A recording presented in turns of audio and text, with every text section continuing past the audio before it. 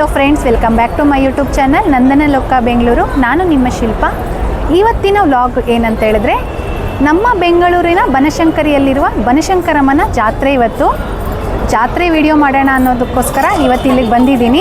December 28 start ಆಗಿರೋದು ಜಾತ್ರೆ. ಇದೇ ತಿಂಗಳು 7ನೇ ತಾರೀಕುವರೆಗೂ ನಡೆಯುತ್ತೆ. ಸತತವಾಗಿ 11 ದಿನ ಜಾತ್ರಾ ಮಹೋತ್ಸವನ ನಡೆಸ್ತಿದ್ದಾರೆ. ಜಾತ್ರೆ ಕಂಪ್ಲೀಟ್ ವಿಡಿಯೋನ ನಾನು ಆದಷ್ಟು ನನ್ನ ಕೈಲಾದಷ್ಟು ಮಾಡೋಕ್ಕೆ ಪ್ರಯತ್ನ ಪಡ್ತೀನಿ. ಅದರಿಂದ ವಿಡಿಯೋನ ಸ್ಕಿಪ್ ಮಾಡದೆ ಕೊನೆ ತನಕ ನೋಡಿ. ಇನ್ನೂ ನನ್ನ ಚಾನಲ್ಗೆ ಯಾರಾದರೂ ಸಬ್ಸ್ಕ್ರೈಬ್ ಮಾಡಿಲ್ಲ ಅಂದರೆ ದಯವಿಟ್ಟು ಸಬ್ಸ್ಕ್ರೈಬ್ ಮಾಡಿ. ವಿಡಿಯೋ ಹೇಗನ್ನಿಸ್ತು ಅಂತ ಹೇಳಿ, ಮತ್ತು ಇಷ್ಟ ಆದರೆ ಲೈಕ್ ಮಾಡಿ, ಕಮೆಂಟ್ ಮಾಡೋದನ್ನು ಮರಿಬೇಡಿ. ಈಗ ವಿಡಿಯೋ ಸ್ಟಾರ್ಟ್ ಮಾಡ್ತಾ ಇದ್ದೀನಿ. ಈಗ ಫಸ್ಟ್ಗೆ ದೇವಸ್ಥಾನದ ಒಳಗಡೆ ಹೋಗಿ ದೇವ್ರಿಗೆ ದರ್ಶನ ಮಾಡ್ಕೊಂಡು ಬರೋಣ. ಇದೇ ಜಾತ್ರಾ ಮಹೋತ್ಸವ ಒಂದು 12ನೇ ವರ್ಷದ ರಾಷ್ಟ್ರ ಹಾಗೂ ರಾಜ್ಯ ಮಟ್ಟದ ಕುಸ್ತಿ ಪಂದ್ಯಾವಳಿ, ಪುರುಷ ಮತ್ತು ಮಹಿಳೆಯರ ಕುಸ್ತಿ ಪಂದ್ಯಾವಳಿ ಸಹ ಏರ್ಪಡಿಸಿದ್ದಾರೆ. ಮತ್ತು ಇನ್ನು ತಾಯಿ ಮಹಿಮೆ ಬಗ್ಗೆ ಹೇಳಬೇಕಾದ್ರೆ ಒಂದೊಂದು ನಾನು ಈ ವಿಡಿಯೋ ಮೂಲಕ ತಿಳಿಸ್ಕೊಡೋ ಪ್ರಯತ್ನ ಮಾಡ್ತೀನಿ.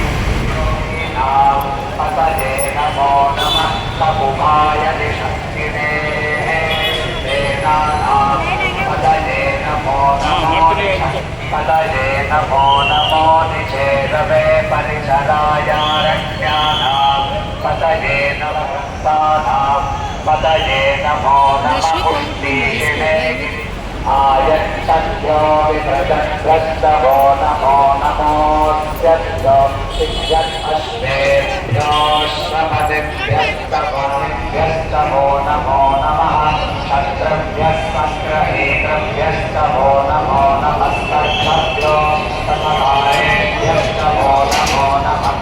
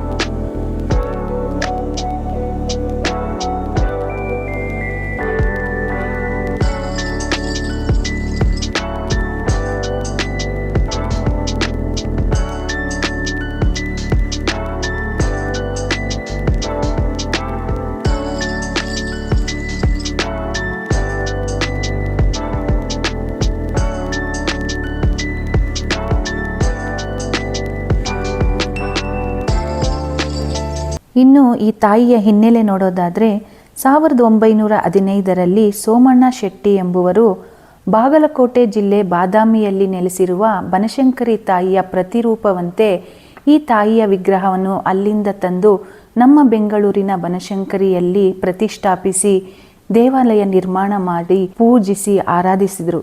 ನಂತರದ ದಿನಗಳಲ್ಲಿ ತಾಯಿಯು ಮನೆಗಳಲ್ಲಿ ಕುಲದೈವವಾಗಿ ನೆಲೆ ನಿಲ್ತಾಳೆ. ಲಕ್ಷಾಂತರ ಭಕ್ತರು ಇರುವ ಈ ತಾಯಿಯನ್ನು ಅನೇಕ ಹೆಸರುಗಳಿಂದ ಕರೆಯಲು ಶುರು ಮಾಡ್ತಾರೆ. ಮೊದಲನೆಯದಾಗಿ ಶಾಕಾಂಬರೆ, ರಕ್ತದಂತ, ಶಾಂತಾಕ್ಷಿ, ದುರ್ಗಾದೇವಿ, ಭೀಮಾದೇವಿ, ಭ್ರಮರಾಂಬ, ಇಂಗೂಲ ಎಂಬ ಅನೇಕ ಹೆಸರುಗಳಿಂದ ಕರೀತಾರೆ. ಈ ಒಂದೊಂದು ಹೆಸರಿಗೂ ಅರ್ಥ ತಿಳಿಯೋದಾದರೆ, ಮೊದಲಿಗೆ ಭ್ರಮರಾಂಬ, ಭ್ರಮರಗಳ ರೂಪದಿಂದ ಬಂದು ದುಷ್ಟರನ್ನು ಸಂಹಾರ ಮಾಡಿದವಳು ಎಂಬುದಾಗಿದೆ. ಭೀಮಾದೇವಿ, ಭಯಂಕರ ರಾಕ್ಷಸರ ಸಂಹಾರ ಮಾಡಿದ್ದಕ್ಕೆ ಭೀಮಾದೇವಿ ಅಂತ ಕರೀತಾರೆ. ರಕ್ತದಂತ, ಕೆಂಪಾದ ಹಲ್ಲುಗಳಿಂದ, ಅಂದರೆ ರಾಕ್ಷಸರನ್ನು ಸಂಹಾರ ಮಾಡಿದಾಗ ಹಲ್ಲುಗಳೆಲ್ಲ ಕೆಂಪಾಗಿ ಕೂಡಿರುವುದಕ್ಕಾಗಿ ರಕ್ತದಂತ ಎಂಬ ಹೆಸರು ಬಂತು. ತನ್ನ ಭಕ್ತರ ಮೇಲೆ 100 ಕಣ್ಣುಗಳನ್ನು ಬೀರಿ ಅನುಗ್ರಹಿಸಿರುವುದರಿಂದ ಶಾಂತಾಕ್ಷಿ ಅಂತಲೂ, ದುರ್ಗನೆಂಬ ಅಸುರನನ್ನು ಸಂಹಾರ ಮಾಡಿದ್ದಕ್ಕೆ ದುರ್ಗಾದೇವಿ ಅಂತಲೂ, ತನ್ನ ಶರೀರದಿಂದ ಶಾಖಗಳನ್ನು ಅಂದರೆ ಕಾಯಿ ಪಲ್ಯಗಳನ್ನು ಸೃಷ್ಟಿಸಿ ಅಲ್ಲಿನ ಜೀವ ಸಮೂಹಕ್ಕೆ ಆಹಾರ ರೂಪದಲ್ಲಿ ಕೊಟ್ಟಿರುವುದರಿಂದ ಶಾಕಾಂಬರಿ ಎಂತಲೂ ಕರೆಯುತ್ತಾರೆ. ಬರಪೀಡಿತವಾಗಿದ್ದ ಜೀವ ಸಮೂಹವನ್ನು ರಕ್ಷಣೆ ಮಾಡಿದ ಈ ಶಾಕಾಂಬರಿ ತಾಯಿಗೆ ಪುಷ್ಯ ಶುದ್ಧ ಚತುರ್ದಶಿಯಂದು ಶಾಖಗಳನ್ನು ಅಂದರೆ ತರಕಾರಿಯಿಂದ ತಾಯಿಗೆ ಅಲಂಕಾರ ಮಾಡಿ ಕಾಯಿ ಪಲ್ಯಗಳನ್ನು ನೈವೇದ್ಯವಾಗಿ ಇಟ್ಟು ಪೂಜಿಸುವ ಪದ್ಧತಿ ಇಂದಿಗೂ ನಡೆದುಕೊಂಡು ಬಂದಿದೆ. ಇನ್ನು ಈ ತಾಯಿಯನ್ನು ಬನಶಂಕರಿ ಎಂದು ಏಕೆ ಕರೀತಾರೆ ಎಂಬುದನ್ನು ನೋಡೋದಾದರೆ, ಬನ ಅಂದರೆ ವನ, ವನದಲ್ಲಿ ಇದ್ದಂತಹ ಶಂಕರನ ಪ್ರಿಯಳಾದ ದೇವಿ ಎಂಬುದು ಇದರ ಅರ್ಥವಾಗಿದೆ. ಇನ್ನು ಈ ದೇವಿಗೆ ಇಲ್ಲಿಯ ಪೂಜೆಯ ಸಮಯವೇ ತುಂಬ ವಿಶೇಷ ಅಂತ ಹೇಳ್ಬೋದು. ರಾಹುಕಾಲದಲ್ಲಿ ಮಾತ್ರನೇ ಈ ದೇವಿಗೆ ಪೂಜೆ ಸಲ್ಲಿಸ್ತಾರೆ. ಈ ತಾಯಿಗೆ ನಿಂಬೆ ಹಣ್ಣಿನ ದೀಪವೆಂದರೆ ತುಂಬ ಅಚ್ಚುಮೆಚ್ಚು. ಇನ್ನು ಈ ತಾಯಿಯು ಪುಷ್ಯ ಮಾಸದ ಶುದ್ಧ ಹುಣ್ಣಿಮೆಯೆಂದು ಜನಿಸಿರುವುದರಿಂದ ಪ್ರತಿ ವರ್ಷವೂ ಈ ದಿನದಂದು ತಾಯಿಗೆ 11 ದಿನಗಳ ಕಾಲ ವಿವಿಧ ರೀತಿಯ ಪೂಜೆ ಅಲಂಕಾರಗಳನ್ನು ಮಾಡಿ ಪುಷ್ಯ ಮಾಸದ ಶುದ್ಧ ಹುಣ್ಣಿಮೆಯಂದು ಬ್ರಹ್ಮರಥೋತ್ಸವವನ್ನು ಮಾಡುತ್ತಾರೆ.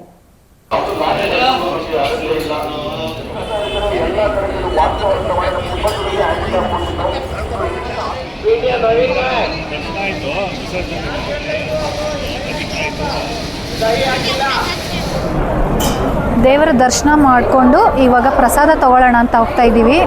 ನಾವು ಮಾರ್ನಿಂಗೇ ಬಂದಿದ್ದರಿಂದ ಬೇಗ ದರ್ಶನ ಆಯಿತು, ಜನನೂ ಕಡಿಮೆ ಇದ್ದರು. ಎರಡೆರಡು ಸರಿ ದರ್ಶನ ಮಾಡ್ಕೊಂಡು ಬಂದ್ಬಿಟ್ಟೆ ಹೆಂಗೋ ದೇವಿ ದಯದಿಂದ.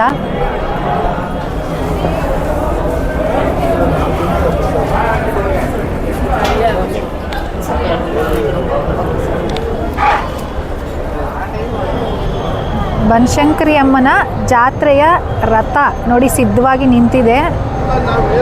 1 ಗಂಟೆ 10 ನಿಮಿಷಕ್ಕೆ ಈ ರಥದ ಒಳಗಡೆ ತಾಯಿ ಅಮ್ಮನವರನ್ನು ಕೂರಿಸಿ ರಥ ಎಳೆಯೋದು. ಪೊಲೀಸ್ ವ್ಯವಸ್ಥೆ ಆಗಿರ್ಬೋದು, ಅಗ್ನಿಶಾಮಕ, ಫೈರ್ ಇಂಜಿನ್ನು, ಆ್ಯಂಬುಲೆನ್ಸ್ ವ್ಯವಸ್ಥೆ ತುಂಬ ಅದ್ಭುತವಾಗಿ ಮಾಡಿದ್ದಾರೆ. ತುಂಬ ಜನ ಪೊಲೀಸವ್ರನ್ನ ನೇಮಕ ಮಾಡಿದ್ದಾರೆ, ಯಾವುದೇ ರೀತಿ ಅನಾಹುತ ನಡೀದೇ ಇರಲಿ ಅಂತ. ತುಂಬ ನೀಟಾಗುತ್ತೆ. ದಯಮಾಡಿ ಎಲ್ಲ ಬಂದೋಬಸ್ತಲ್ಲಿ ನೀಟಾಗಿ ಕೆಲಸ ಮಾಡಿ ಸಹಕರಿಸಬೇಕು ಅಂತ ಕೇಳ್ಕೊಳ್ತಾರೆ. Thank you. ತಾಯಿ ಜಾತ್ರಾ ಮಹೋತ್ಸವದ ಅಂಗವಾಗಿ ಸಾರಿಗೆ ಮತ್ತು ಧರ್ಮದತ್ತಿ ಇಲಾಖೆ ಸಚಿವರಾದಂತಹ ರಾಮಲಿಂಗ ರೆಡ್ಡಿ ಸರ್ ಅವರು ಸಹ ಆಗಮಿಸಿದರು. ಇದು ವನಶಂಕರ ದೇವಿ ಅಮ್ಮನವರು.